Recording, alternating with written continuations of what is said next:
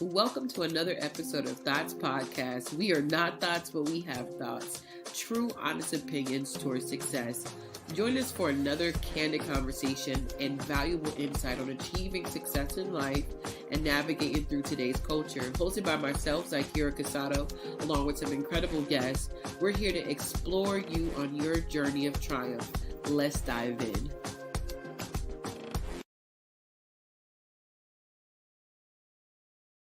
All right. Hello, and welcome back to another episode of Thoughts Podcast. And like we all, we just attention, but we daggone sure not thoughts, but we have thoughts, true, honest opinions towards success. And we have another incredible guest I'm excited to bring on. This person's pretty special to me because we do have the same blood. But outside of the blood that runs through our veins, she is definitely an amazing entrepreneur, rising in an industry that I believe we could all say she's creating on her own. This young lady name is Sheniqua, and she is the proud owner of Elevated Expressions. And I am excited to really share with you all some exciting things about a new thing that, and this, I don't know if it's new, she's going to tell us that, but I feel like it's going to be something that you all are going to enjoy. So without further ado, I'd like to bring up my girl, Sheniqua. Hi, honey. Hi, I'm so happy to be here. We're happy to have you, and I'm excited, to really express what's elevated. No, I'm just kidding. That was a play on words. But definitely, well, I share with them that I have an advantage because we're related. So, yes, I say it's an advantage. But I always bring guests on who have really exciting things to talk about. And tell us, Sheniqua, if for the people who are brand new to your world, let us know, what is it that you do? What is Elevated Expressions? Give us the 411. Okay, I can definitely do that. Elevated Expression is my baby. I'm the founder and CEO, and I feel so proud saying that. Got my LLC. I know, right? We business baddies in our family. Yes. Um, so about Elevated Expression, let me just give you guys a little background on myself before I really get into Elevated Expression. So for one thing, I was a professional singer for about 15 years. My main goal was to be on Broadway. I sang all the time. Like every other singer I know, we grow up singing in church. Then I migrated into doing other types of music. Um, but as I got older and as I started performing more and more, I realized that I love to sing and I love music. But that's not really, performing really wasn't where my heart was. Um, and so I got and went into corporate America after, met my husband, got married, had a kid, had to get a real job, went into corporate America, and had to end up leaving there because I had postpartum depression and I got really, really sad. And this is actually during the pandemic, um, where, all the things were going on. And so I got into therapy and I was just trying to figure out, like, okay, I'm not singing anymore. What makes me happy? That's what me and my therapist were really discussing. Like, bare bones, what makes you happy? And I realized in having discussions with her and journaling that the thing that made me happy the most is singing with people.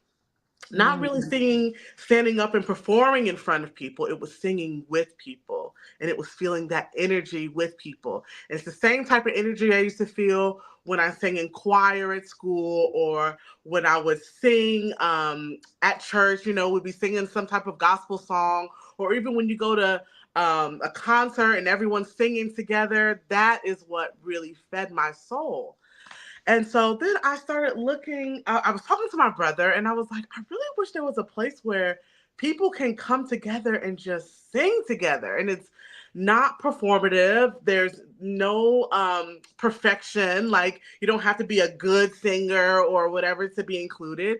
You could just be whoever you wanted to be, sing how you sang, and you were accepted in this space. And it was like a safe space. And so he was like, yeah, there are these spaces like that I know of. So I started looking it up and I realized that there's something called circle singing, which I had never heard of. Right. And it's basically when people come together, they gather in a circle. There's a song facilitator in the middle of the circle. And the song facilitator is teaching people music, and they're all singing it together. And I was like, this is so amazing. So I ended up going to one, and it was the happiest I had ever felt. Like, oh my, I can't even explain. Huh? You said ever felt that you ever Ever. felt. I Wow. felt like ever. Well, I mean, I was happy, meeting my husband, having my baby, those things make me happy. Those were happy moments. But Right. for But me, no. myself, I felt like I had arrived at something, like I had found something for me that felt so good. Um, and so I noticed, I started looking up more and more events like this, and I would go to them, and I would go to them, and I loved them, but I realized that most of the people that I was singing with were white people. You Yeah. know, it was a bunch of white hippies getting together and singing Kumbaya around the fireplace barefoot, and I loved it. I honestly loved it.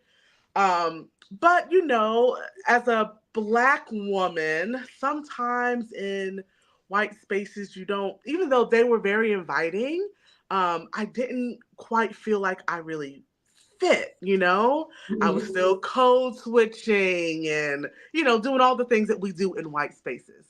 And Mhm. so I was like, I want my own space. You know how we are in our family, honey. Right. Once we get that little bug, Right. It's like, yep. I was like, I want my own space where I can do this. Um, and so I don't know. I don't even remember how I came up with the name Elevated Expression. I just felt like when I started having these song circles, or whatever I was having at the time, because I didn't know what I wanted to do really at the time. I just wanted everyone to feel elevated and to be able to express themselves freely in a yeah. safe space. And so that's when I created Elevated Expression. And my goal and my mission is, oh, well, first I want to say, so I realized that there weren't any Black spaces that I found that were Mhm. doing this. And so I was like, you think to myself, if you don't go to church and if you don't sing professionally, that there really aren't spaces for people to gather together and just sing. Yeah. And so that's when I really started going hardcore with Elevated Expression, to bring community singing back to my community.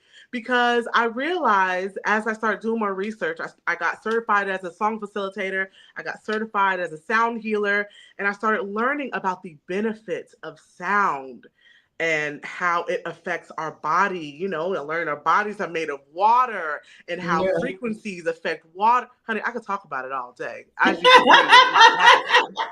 It's my passion. But yeah, so that's how I started, or I created Elevated Expression. See, that's beautiful. And I want to go back a few steps back. If you see me lean over here, y'all, because I'm trying to get an ink pen, because I'm like, these ideas. So let me lean over and grab this ink Yeah. pen. So we talked about postpartum. And I want to just go there for just a second, because a lot of times people don't know. Like, some people don't even know they're depressed. Some people don't know that they're going through something. They just think they just don't feel like doing something. What triggered you? Like, what part of it made you go, okay, I think now is the time for me to really go outside of myself Mhm. and see about professional help with therapy? What made you decide that? Like, what part of it did that? Because a lot of people, a lot of women, I think it's like 1 out of 5 women, which is pretty high, experience postpartum depression. So let's talk, just dive on that part just briefly, on when it was like, all right, I got to go find some help. Mhm. So it is so it is so strange to me how you quoted the statistic 1 in 5 women experience postpartum depression, but I had no one talk to me about postpartum depression. Mm. Even my doctor, and I had a few doctors throughout my pregnancy, and no one talked to me about postpartum depression. Well, I wouldn't say no one. once I had the baby, I had, or my Bella, Isabella, she's so sweet. Yes, she is. Um, I had to go back. You go up for your checkup after you've had the baby or whatever. And I had a cesarean, so I was getting my stitches checked and all that.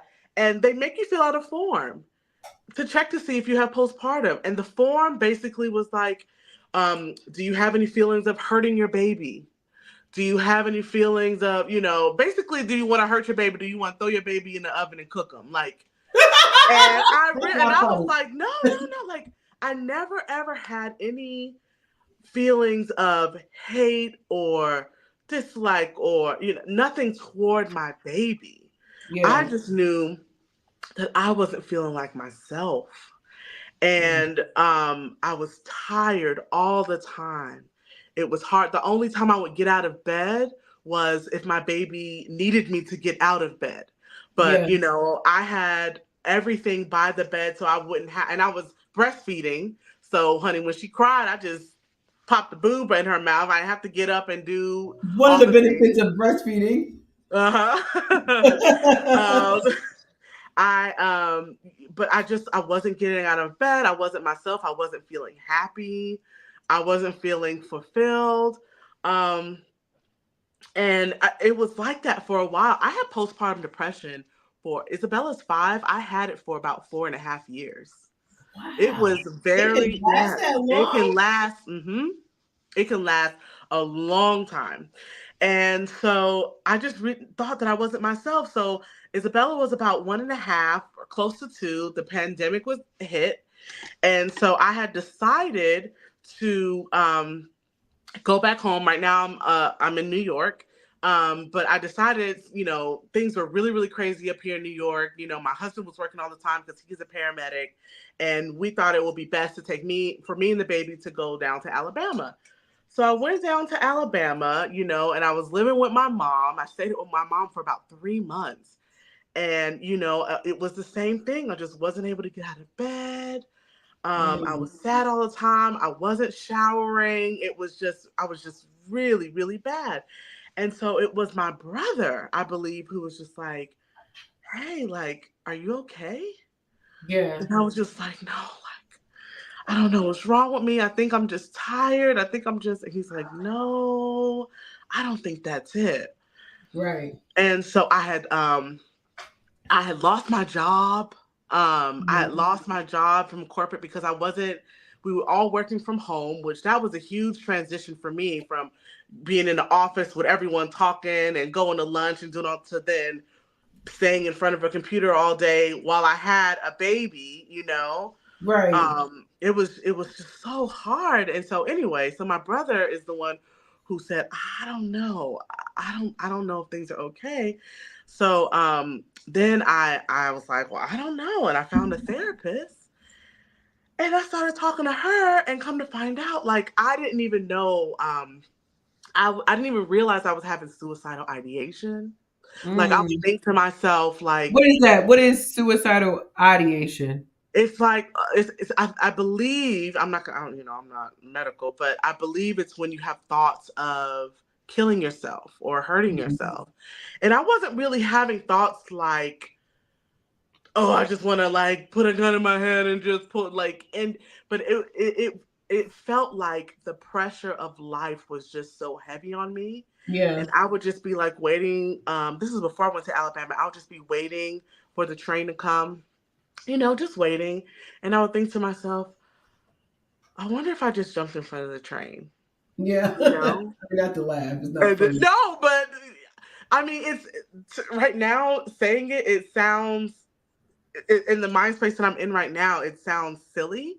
And it Uh-huh. also is like, girl, you were there? But that's where I was. I didn't want to hurt myself, but I just didn't want to be here anymore, Yeah. And so Yeah. I learned about that, and I learned about depression or postpartum depression, and how long it can last, and that's when I started to try to find things to make me happy, to make me feel fulfilled. And I Yeah. have been such a creative person, traveling the world, doing music and, I've been doing that such a long time to then transition into, you know, corporate America and then mom, where there was zero creative outlet. Yeah. And so the first thing my therapist was like, "Girl, what makes you happy? Like, let's figure that out." Yeah. Um, so yeah, Yeah, hopefully I'm. I really think it's beautiful that your brother picked up on it, Mm-hmm, because those people are a blessing when they know you and they know you're not being you. mm-hmm. And it takes courage to tell someone that, like people have a problem telling people they got a freaking booger in their nose. Let them, Facts. they do. They be like, I'll go in the bathroom like, bro, did you not see this in my nose? Like, this is not the earring. And so I really feel like that is one of the key points. Like, Mm-hmm, again, have the right people around you. mm-hmm, But another thing that you said that, when you're, and we'll make this our mental health moment because we going right, diving right into it. mm-hmm, I really believe, and this is like the third show or maybe even fourth where therapy gets brought up, because like for me, I'm an advocate for therapy. I think it changes lives.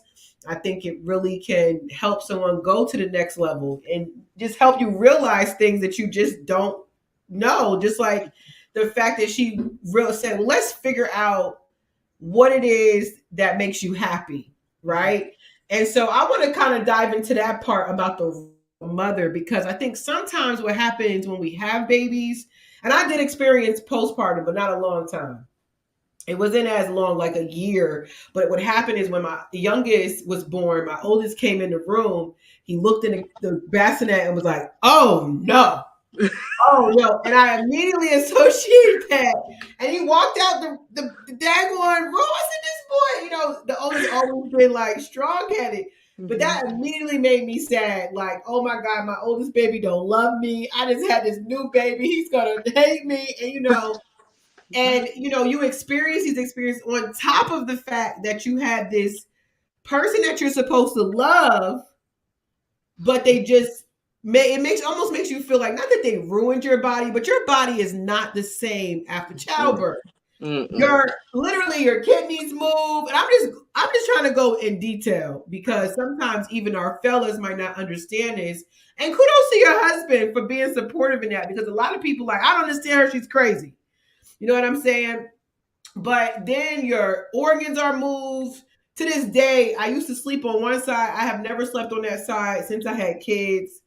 And I think it says on average it takes women almost up to 3 years to even feel like themselves, because you're dedicated your life so much to the kids. So I I love the fact that you paused and you said, I've had happy moments, but I think, why do you think we do this to ourselves as women, where we forget mothering is just a role?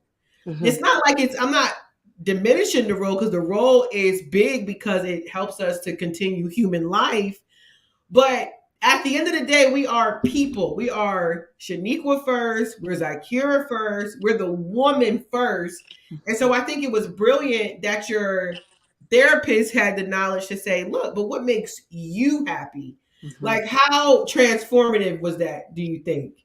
Oh my goodness, it was so transformative, and you're right. Like, as women, it's just ingrained in, and I can't say every woman, and I Right. think it has a lot to do with your community.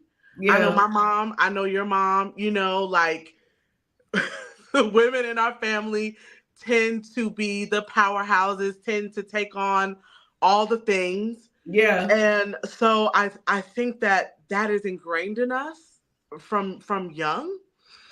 And then also another thing that I think I think that we do motherhood wrong.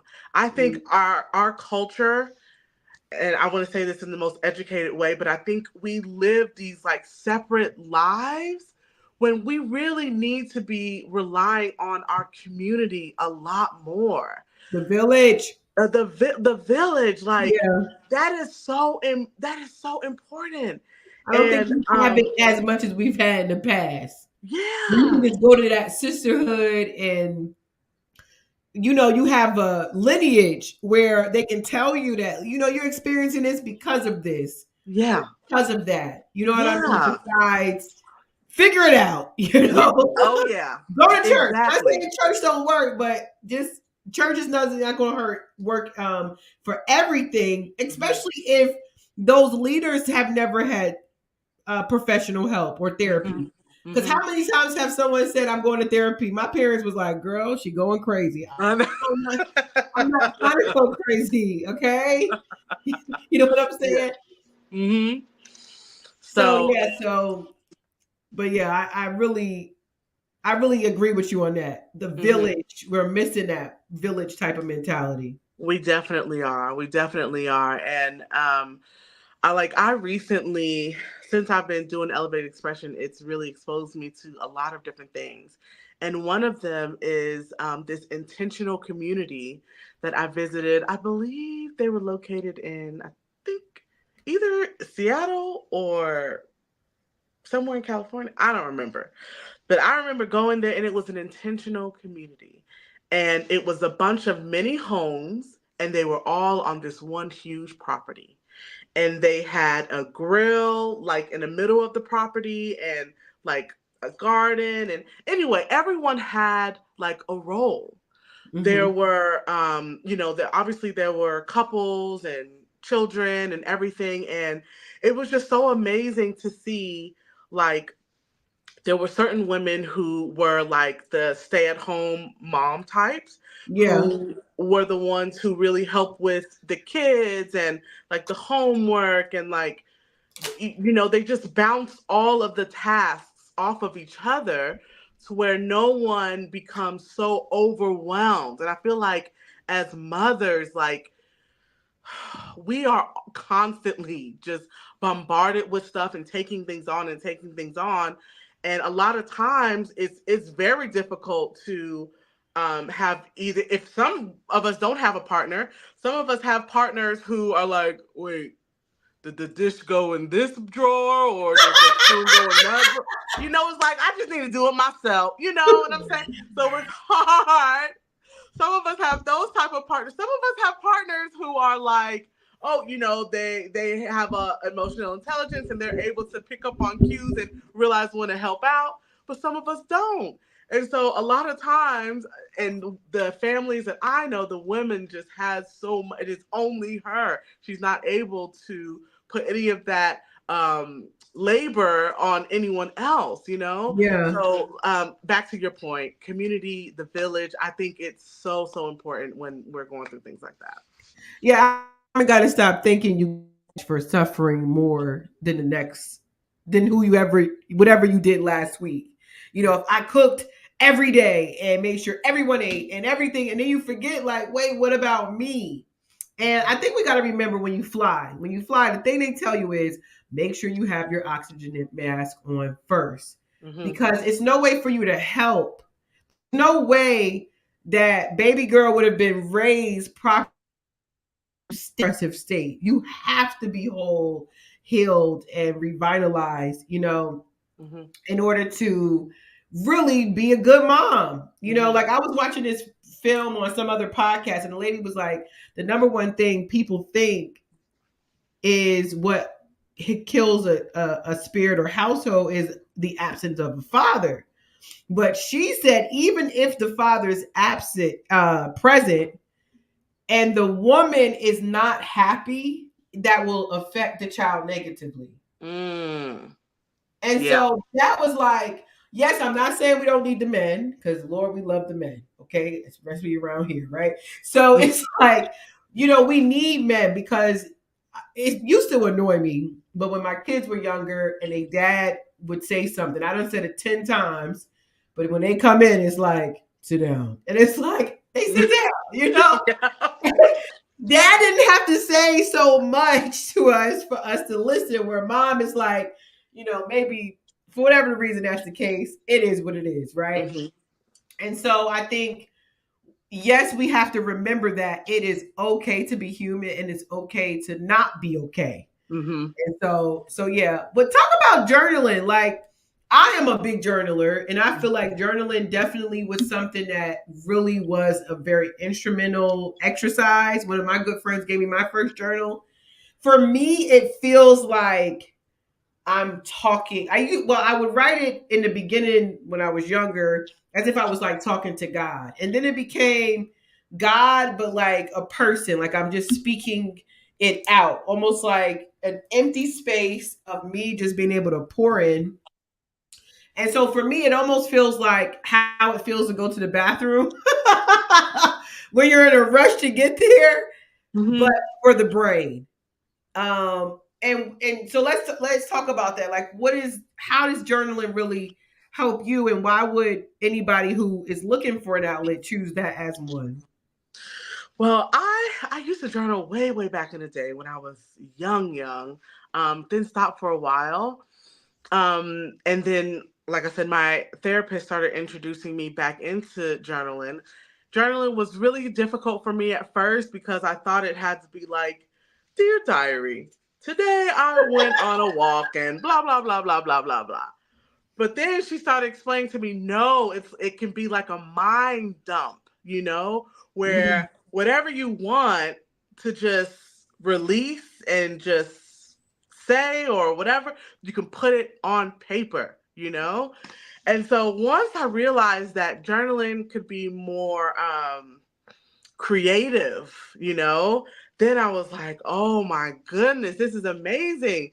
So for me, journaling consists of words, sometimes thoughts, sometimes feelings, sometimes one word, you know. I love stickers and pictures and putting those type things. And I'm not even talking about just like vision board. I'm talking about anything that, you know, I like or I anything, know what you mean. Like You know journal what I stickers might be "You're amazing," "Pow," "Stars." Yeah.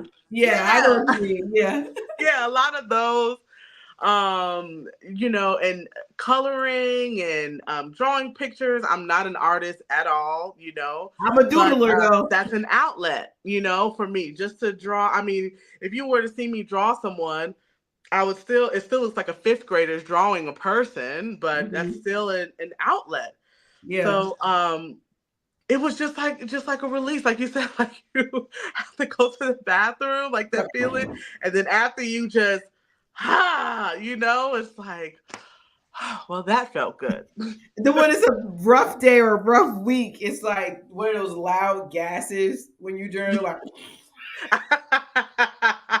Yes, like honey. boom, like dang, I just and it's like, and if you can kind of tell how I'm feeling in my journals, right? Because sometimes, like you said, you write like Dear Diary, or sometimes it's just jotting notes or ideas, Hmm. and sometimes it's for me to cuss people out. If I Yep. can't cuss you out in person, you is the beep beep beep beep beep beep beep beep beep beep beep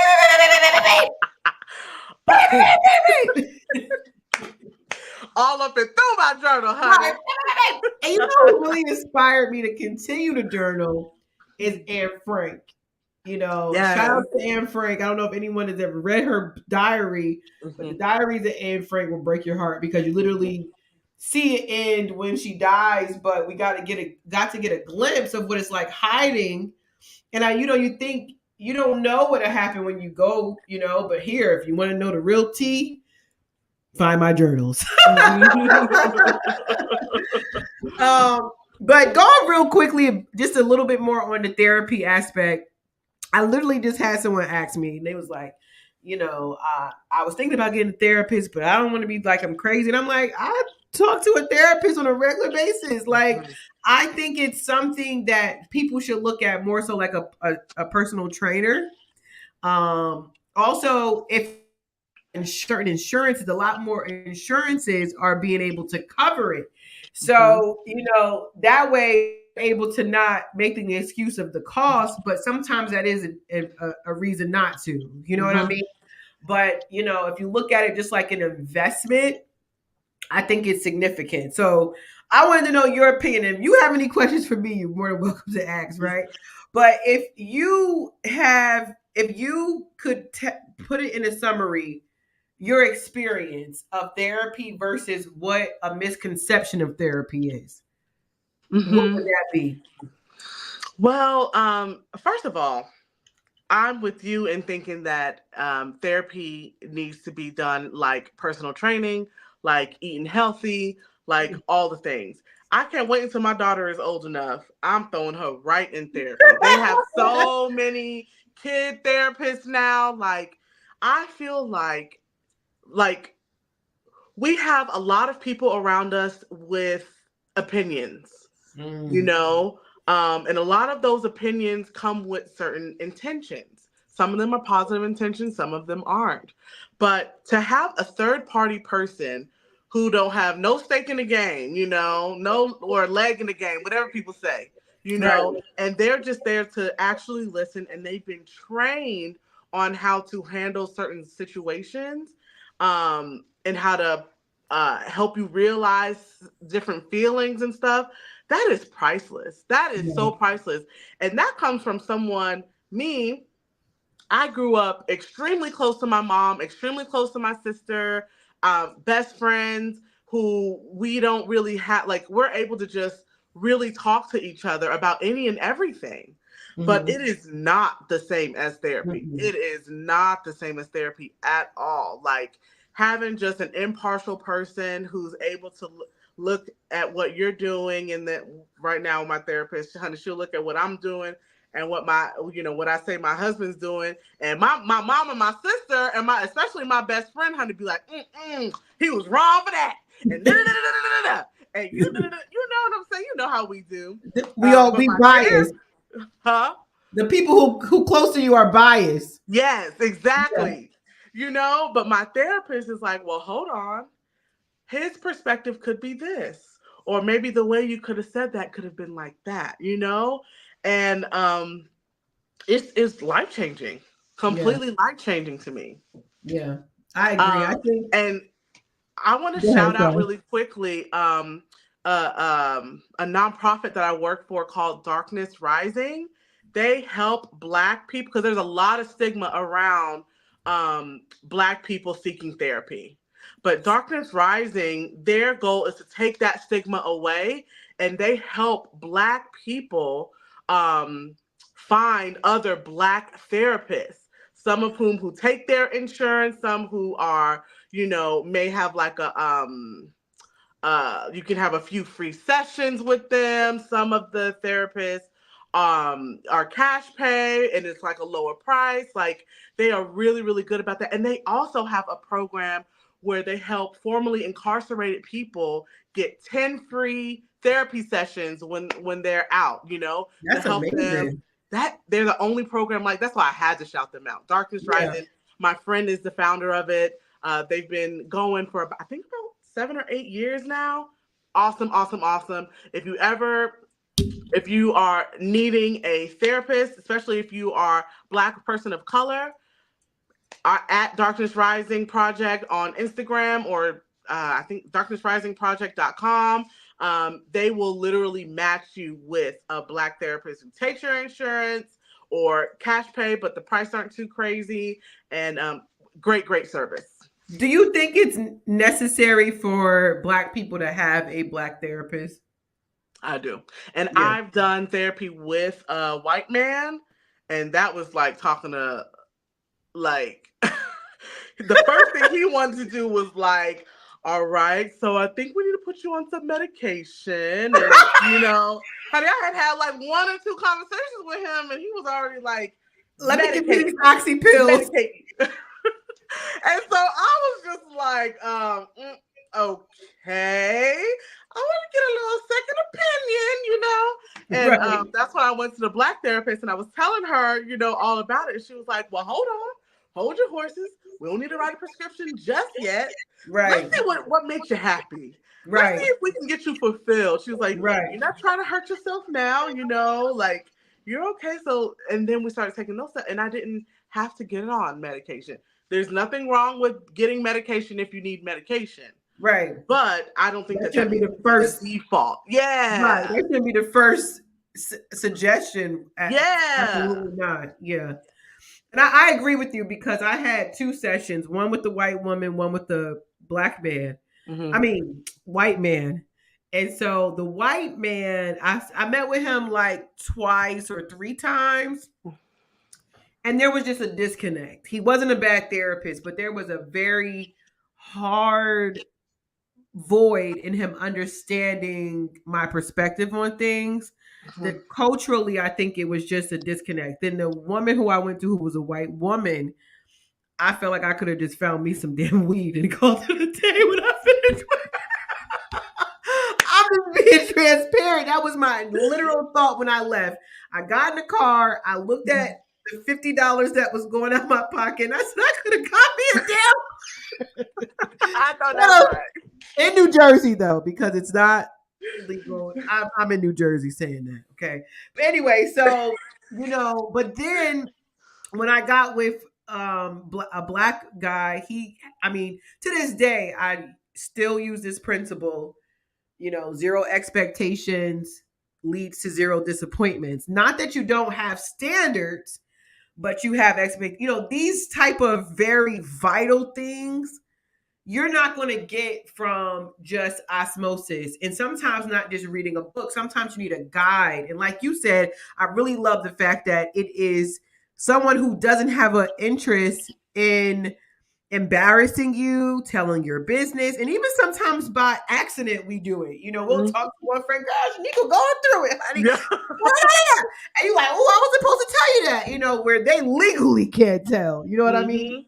And I think one misconception, I think people think that you're going to go to therapy. The first thing they're going to say is you're crazy, and that you need to do this and you need to do that. They will never. A good therapist will never tell you what you should do. They will Mhm. only either suggest or really more so like a guiding experience. So Mhm.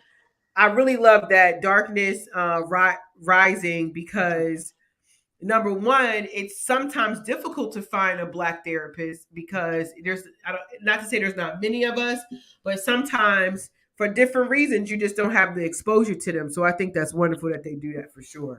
Mhm. So yeah, so and I'm gonna get into some more questions, but I want to get a little messy, Let's not do real it. messy, real not mental health. We moving on from mental health. So we have true, honest opinions towards success. T. And so this is my question towards this, and I asked this on a previous show, and also on a previous show before this show airs. There is going to be a black therapist that speaks on a lot of these topics, named David Anderson. So shout out to him. But let's get into the T. Now, Niqua, you know about Diddy. But this, we're not going to go into detail because we don't know much. And for lack of better words, not that I don't care, but I care about the people affected, of course, on the surface. But for the most part, we don't know what we don't know. But my question is, if you were Diddy's friend and you got elevated expression, you got baby girl, you're married, would you publicly support him at this time? Would I publicly support? Now, what do you mean by support? Just saying, like, Just coming out and support, just. like leave Diddy alone, kind of like what Stevie J is doing. He goes online. He recently posted, and I only know this because I follow 50 Cent, and 50 Cent is absolutely crazy. Mhm. But he posted a video kind of showing a reel of what it's like at Diddy's party, and it was very elegant, extravagant, showing things like that, supporting him by publicly saying or acting as if none of these things are actually happening towards him. Mhm.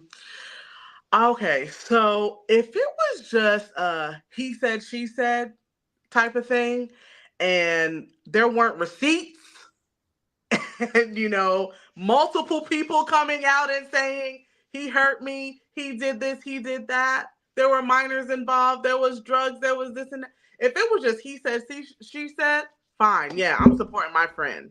I'm supporting Yeah. my friend. Yeah. You have no proof, but baby, they have receipts. Yeah. They got proof. Yeah. Now, I'm not gonna hate you. I can't find it in my heart to hate my friend, but Yeah. you've hurt people. That's not Yeah. okay. There Mm-mm. are people whose lives have been totally changed and massacred because of decisions you've made. I cannot support that. I Yeah. cannot. You I know? agree. See, I agree with that because the reason why I asked that question, because I've been seeing a lot of black people like, man, people can't wait to tear down your own race. Man, people can't wait to not support a black man. And they just bask in the energy of seeing a black man fall. And I'm like, this nigga need to be passed down. Yeah. Like you said, a lot of people been hurt. Yeah. And I think in some fashions, that's kind of our what is it? Generational curses as a culture where it's like when this is how the uncle get away with stuff that was touching everybody in the family or the cousin or the whoever, and you don't say anything because it's just not the popular thing to talk about. But Mm-hmm. here and it wasn't a lot of black people, but I got tired the fourth time I saw it. Like, are you kidding me? Like, why? Where there was like, imagine being Diddy and you wondering where your friends at. Where should they be at? I will FaceTime you. I may call you, Mm-hmm. but publicly supporting you, I don't know. When you've hurt people, Yeah. like you have, and you not only have you hurt people, but you profited off of that hurt. Yeah. You sitting in And your you mansion. blackmail. Yeah. And I you saw black. this reel with Justin Bieber and it broke my heart because it showed it wasn't just Diddy. And I wish I could show it. Maybe I can when we do our reels, but it was like the girl, I don't know her name, but she's an actress. And she kissed on his neck, kissed his ear, and then grabbed this boy. But he was 16. If I was his mother, oh, baby girl would have got a two-piece behind that stage, okay? So I know it's not, and also the Nickelodeon stuff. I don't know if you've heard that. Yes. Bob Snyder, and people go, well, why are you not talking about that as much? I think what we forget, and tell me if you agree with me, I feel like black people determine what's relevant. I Yeah. think we put a stamp on who's more relevant. And I think it's natural for a culture to be more stern on their own people. Mm-hmm. But Definitely black people. yeah. Cause I never heard a white person be like, "Oh, white people." Maybe I have, but I've never heard people go in on each other like black people have, and I think that's trauma. I think Yeah. that's definitely trauma related. Yeah. Well, let's get back to elevated expressions. And if you guys want to follow, not want to, go follow her, especially if you listen to this on IG at underscore elevate Dex and TikTok elevated expression music. You mentioned that you were a professional singer. Tell us some areas or people that we might be familiar with that you've had communication with or not communication work with. Well, honey, I have to start with the boss, honey. She was who I worked with her for I think almost 3 years. Diana Ross. I was her background singer, and that was literally the best gig. That was literally the Describe best how it gig. was. Like, tell us about Diana. Because I know one time you sent me a text and I was so souped up. And at one point I was wearing this big old blonde afro. And my cousin texted me like, girl, Diana think your afro cute. I said, what? Describe how it was working with someone like Diana Ross, a living legend. mm. Well, I when you work with people like that who you have been watching them since you were younger. Diana Ross was my grandmother's favorite musical artist. Um, but when you work with people like that, you first of all you realize that okay, they shit stink too. They just people. They're just people, and so that I feel like that was the first thing that I realized. It's like okay, homegirl is just a person. Yeah. But working with her, and first I started working with her daughter first, Rhonda Ross. She's a jazz singer. Oh, I And didn't then know I that. got her daughter put us on to her mom's gig. But I realized that, honey, even I think now is she 80 now, maybe a little older? Wow. Honey, she works and she works hard. Like Even she is at on 80 it. years old.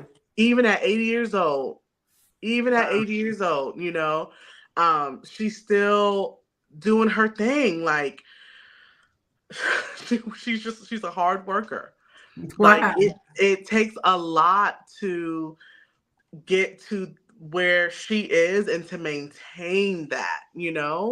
She's a hard worker. Her daughter, her entire family's a hard worker. I believe it was her daughter who told me that when they were growing up, I don't know if they took summers off. You know how like kids Yeah. get summer breaks? I Yeah. don't know if I want to say it was Rhonda who told me that they didn't take like summers off as a Yeah. kid. They would just How always we be can sit learning. down south and get their spin with grandma and them. Exactly, honey. I think they were always learning and always creating and like Rhonda speaks so many different languages. Her kids speak so many languages. Like they're just constantly like learning and growing and reading and doing all the things. So that I Yeah. wouldn't say that was the main thing that I got from her is work hard, come up, show up, do your gig, but then also a big part of working hard is also the rest.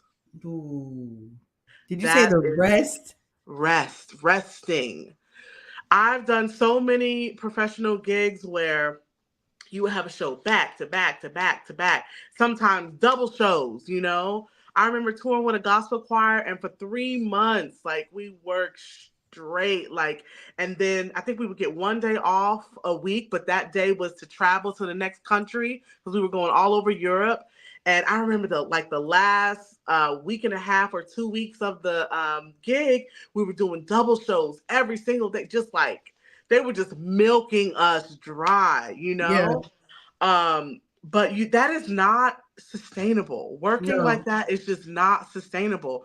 And one thing I learned from Diana Ross is to work hard, show up, be dressed to do the gig and give it your best, but then we're going to take 2 days, Yeah. to relax Yeah. and to rest and to lay around in your hotel room and to be able to go to a spa or be able to do whatever. Rest is also extremely important, and I think that having a good balance of working hard and rest allows you to sustain you Yeah. know so, Longevity. I like that you said that because I struggled last year. I think last year was my first year of making that a priority. Where because at the end of the day, the older you get, your body will stop on you. It will shut down. You'll be like, I'm gonna go take a nap. And then you wake up and it's midnight. And you like, I just intended this to be an hour nap, right? And so I know for me, I used to feel guilty when I rested. hmm And if you felt like you did enough that day, all you gave it your all, first of all, you can't get the day back. But I totally can resonate with that because sometimes you have to be told that and you have to make that a priority because you go crazy for your dreams. Like yesterday, I was trying to edit and this program wouldn't work, but it got to 1 o'clock. And I said, well, by 1:10, I'm going to go to sleep. Then 1:15 came. Then I was like, it's 1:30. And so you have to prioritize it because not even just because you need it, it's also you don't function the same when you don't get rest. hmm So if anybody's listening to this and you feel guilty about resting, that is a problem. hmm Okay. That's something that you need to work on. And I'm saying that talking about myself. Okay. So, because even when I was on vacation, it was like the first day and a half, I just slept. And when I woke up, I don't know if ever you wake up and you're still tired. It's like I just got up because I may have to go to the bathroom or whatever. And as soon as I got back in the bed, not complete out. And so when I woke up, I had to fight the thought that this wasn't okay. Where it's like you needed this or your body would have been up. You know what I'm hmm saying? So yes, definitely shout out to Diana and yeah, I love the experience. And I also have had that experience where you see a mentor or someone you see from afar because we only get to see what they show us, but they are human, and I think that makes our dreams more attainable when we're Yes. able to see that this person just grinds like crazy, but they still have the same emotions, they still have letdowns, they still have disappointments, they still get told no, they still have sometimes run into financial stuff, sometimes they have to made the wrong choice and should have went to this gig and not that gig. They still have those things, right? Mm-hmm. So something that you mentioned about elevated expression was that there's something that happens to us with sound. Mm-hmm. So kind of take us through the process of what it's like experiencing a experience with you and how that really affects us positively. Because when you were talking about sound, I started thinking about, like those things people be hitting. The singing bowls. The thing, yeah, they like do Yeah. that, and then when they do it, it's like immediately it feels like, oh, And then sometimes at night I listen to, I don't know if it works, but they be having like knee healing frequencies because I just had that surgery. So I'll Mm-hmm. put my pods in, listen, like, damn it, I hope this works. But tell us about that. How does it affect our bodies, but also take us through what it looks like going to one of these events? Okay. Well, first, let me talk about how it affects your body. Super Mm-hmm. duper simple. There is a part of our parasympathetic nervous system. There's a nerve that runs from your brain all the way down through your spine, all the way down your tailbone. It's called the vagus nerve. And it is a nerve, it's huge. It is literally connected to every single organ in your body. Heart, lungs, gallbladder, uh, every organ in your body. Say it one This more big time. vagus nerve. Vegas, like Las Vegas. But it's Okay. VA, not VE, like Vegas. Got you. Okay, Yes, Vegas nerve. Got it. vagus nerve. Yes, and it is connected through all of your organs in your body. Sound and the frequency literally stimulates the vagus nerve, you know? So when it hits your eardrums and it goes in, that vibration literally stimulates your vagus nerve and it radiates throughout your entire body. So it Mhm. literally, like any sound, literally stimulates your entire body. That's why you can have these out of body experiences or feelings when you're listening to music. That's why when you hear a song that you like, or it can either just be like a drum beat, and you just Mhm. start moving. You don't even. Mhm. It's Making not me like you move. make yourself move. Yeah. It's just natural. It's just the frequency just going inside your body and just spreading through all of your organs. Yeah. So that's just like a very high level explanation of how sound affects your body. But in stimulating your body, it stimulates cell to regrow and to heal itself. And I wish I could talk more about that. But You an can experience go, with go. me, I don't want to be super boring, but an experience with me um, consists of using that sound to heal your mental well-being, your physical body, and also just to have fun. So I like to do what is called singing circles, which are really starting to migrate into wellness events, because it used to Mhm. be, I would just gather people, we would sit in a circle and sing, but now I've started incorporating a lot of other things.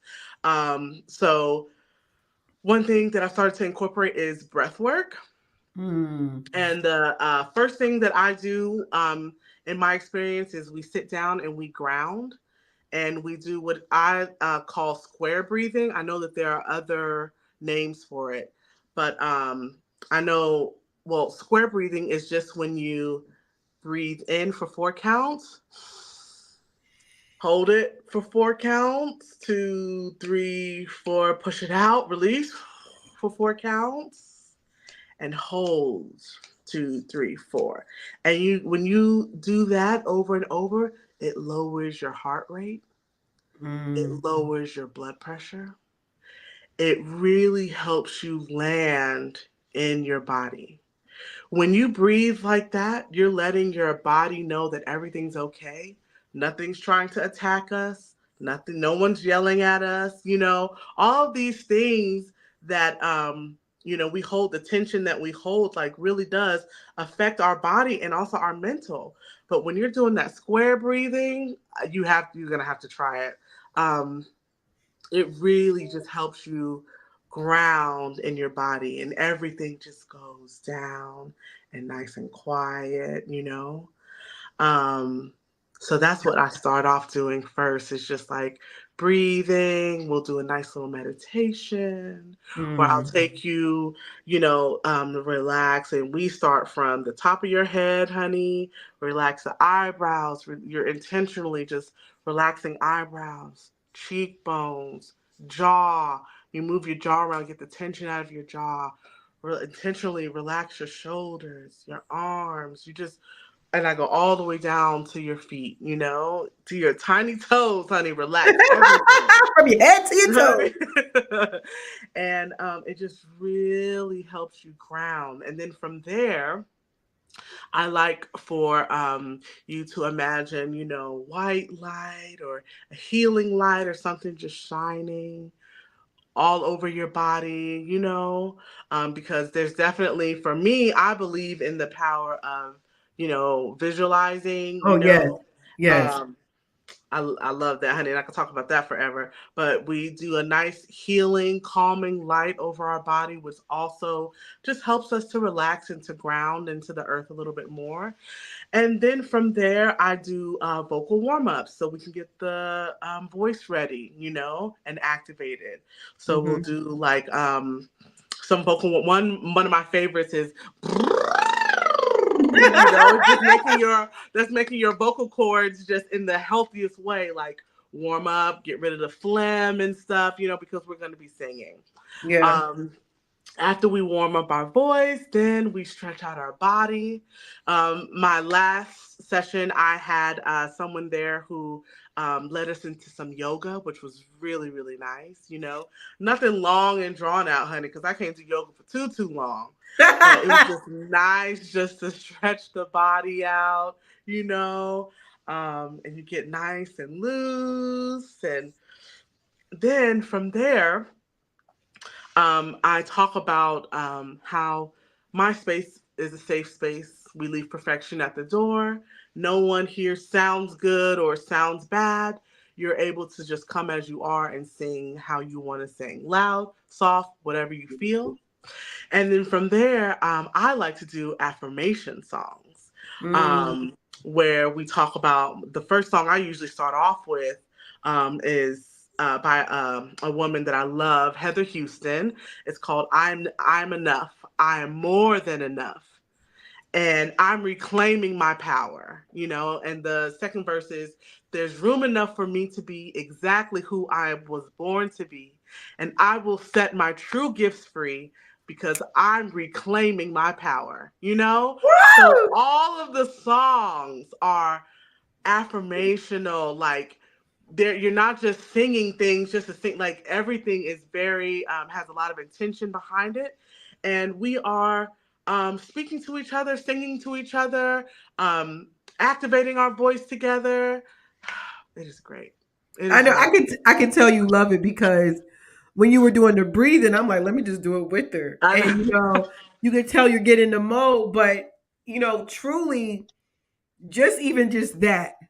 That was only like 5 minutes of taking you through it is something I would even want to experience, and I might be like trying to sing and scare some people, but you don't care how it sounds. So, I think that's, and I think it's also something different that we could tap into beside, and this is coming from somebody who is a social media manager, but I think we spend too much time on our phones and online that this allows us to really go somewhere else that is Hmm. just as amazing, if not more powerful. Now, when Hmm. you said y'all ground, do y'all do it barefoot sometime? I like to do it barefoot. Yeah, because ground. I know um there's some healthy things there when it comes to grounding. I'm not like an mhm. expert on it, but if you think about it, when was the last time someone actually had foot to earth? Mm-hmm. You Oh, know, that's my so I favorite can thing to do. see that experience, how you just described it with foot to earth, Mm-hmm. how they say that even has healing powers. Mm-hmm. It does. It really, really does. I don't know the science behind that.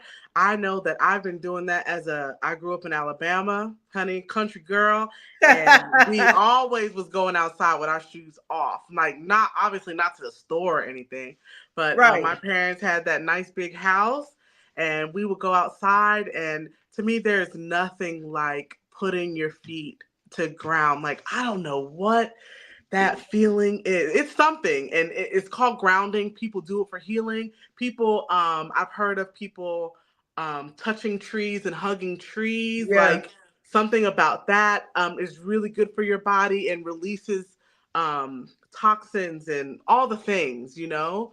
um but yeah, I love doing that. It feels so good to me. That's beautiful. Now, I like to, and this is going in a great direction, and we would love to have you back. But we like to always, towards the end of the show, talk about the quote of the week. And this show is going to air, all the shows air every Sunday at midnight. So we usually drop the visuals on Saturdays, just a day early. So you can watch that on Facebook or YouTube, the whole show. And you'll see clips of this and all of that.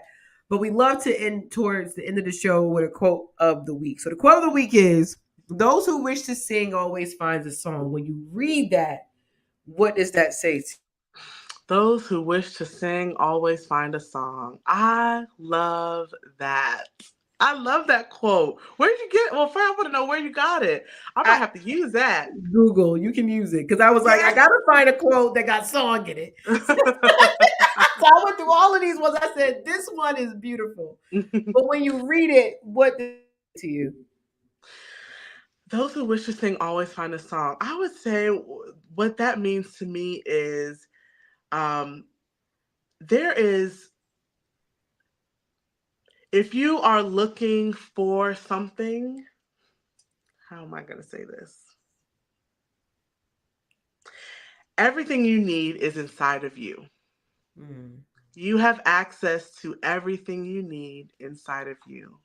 You really just have to open yourself up to it. That has been a lesson that I really learned in the last few years. Um, so if you want it, if you want to sing, there's a song for you. If you want to dance, there's a dance for you. If you want to, become a doctor, there's a course for you. Like, if you want it, you can get it. It's inside. The path is there. Um, a friend of mine, her name is Lindsay Scott. She has this song called "The Way Knows the Way." You don't have to know the way. The way knows the way. Or my mom says, you don't have to see the entire staircase. All you got to worry about is just that next step. Percent. Like, Yeah. or first step. Yeah. Yeah. If you want it, if it's something that you want, just take the first step. After you get over big mama imposter syndrome, honey, because I had to beat that lady. Which is Ooh. another topic. Yep. But yeah, you can always find your song to I love sing. that. Mm-hmm. I love that because the song and the sing is the metaphor, like you said. Dance, it could be anything, whatever your thing is. Mm-hmm. If you want it, it's there. So tell us how to find you, Sheniqua, and Elevated Expression. I said it Yeah. already, but we want to hear it in your voice. Yes, you can always find me. I'm super active on social media on all platforms. Ow. Instagram at _ elevated expression, TikTok, elevated expression music, Facebook, elevated expression. Yeah, and I'm just building and growing and bringing communal singing back to my community. And I'm just so excited. Thank you so much for having me on this Thoughts podcast. Where we are thoughts, but we have thoughts, and we thank you so much for your time. And until next time, like we always say, love, peace, and hair grease. Thanks for tuning Bye. in to another episode of T.H.O.T.S Podcast, True Honest Opinions Towards Success. We hope you enjoyed today's episode, and don't forget to leave us a review, share your thoughts in the comments, and your reviews literally help us to improve and create content that resonate with you. Until next time, love, peace, and hair grease. Bye.